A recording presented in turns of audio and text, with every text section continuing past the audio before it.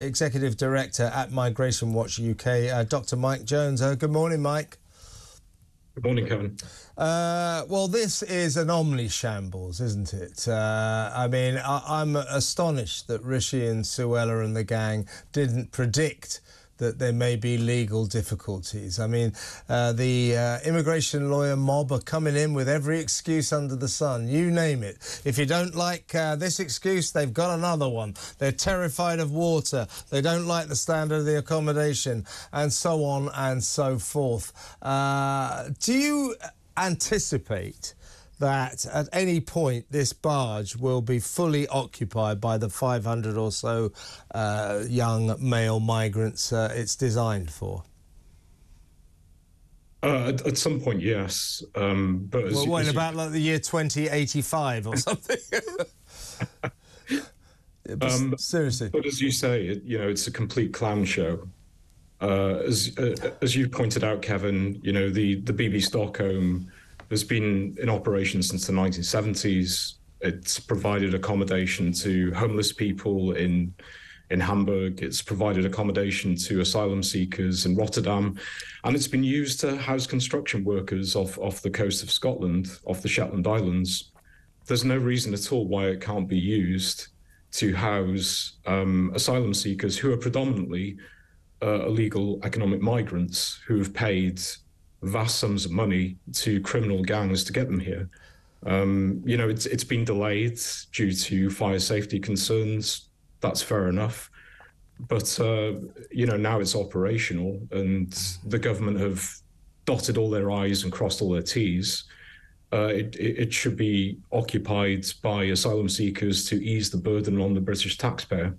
In my view, as you said, Mike, this barge has been in commission since 1976. It was commissioned in Barbados, of all places. It has since then sailed around the world. As you quite rightly say, it's housed homeless people, it's housed migrants, asylum seekers, and often construction workers. Even spent quite a long time in the Shetlands, I do believe, and then Holland. Never once has it caught fire. Never once was it a fire risk. Suddenly, when it gets to Portland in Britain, it's described as a floating Grenfell. So this is a left-wing blob, isn't it? Then there was another delay at the end of the last week because apparently there weren't enough high-vis jackets for the staff and so on and so forth. Now, all of that, they've run out of rope with all of that. It's taken 3 long weeks while it's sat there empty in the dock. Now in come the lawyers. With all of their legal objections. At the very best, we've got, I would suggest, months of wrangling ahead before some of these people get on. The government's saying you've got 24 hours. Do you think this will be sorted in 24 hours and they'll all be filing onto the barge? No. To put it bluntly, this is going to be drawn out over a period of weeks. The fact is we have a legalistic culture in the UK, a culture of litigation. The system is rigged against the British taxpayer and against policymakers who want to control our borders. And, you mentioned the blob there, a sort of nexus of NGOs, charities and third sector organizations and activist lawyers. Ultimately, the system has outsourced our immigration policy to these people, and I think that's wrong. Kevin, the cost of the asylum system is around 3.6 billion, and that doubled on the previous year. Yeah. There are around 50,000 asylum seekers in subsidised accommodation, and this is costing the taxpayer 6 million every day. Yeah, and rising.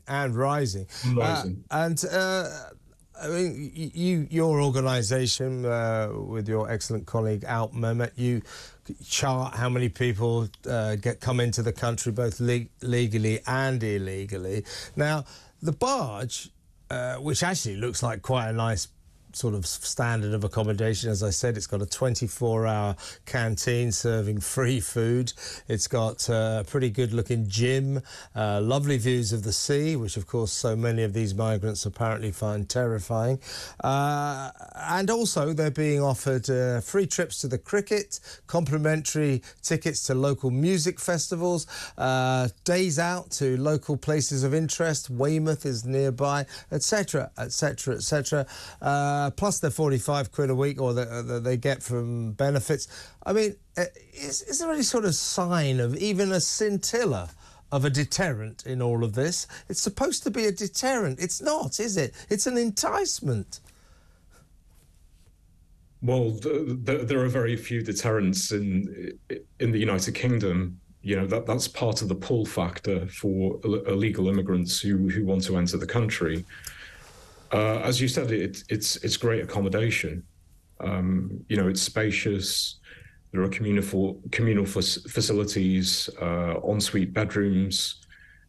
Yeah, I mean, there are very few deterrents in the UK. I think the government is sort of reassessing this legal framework we have.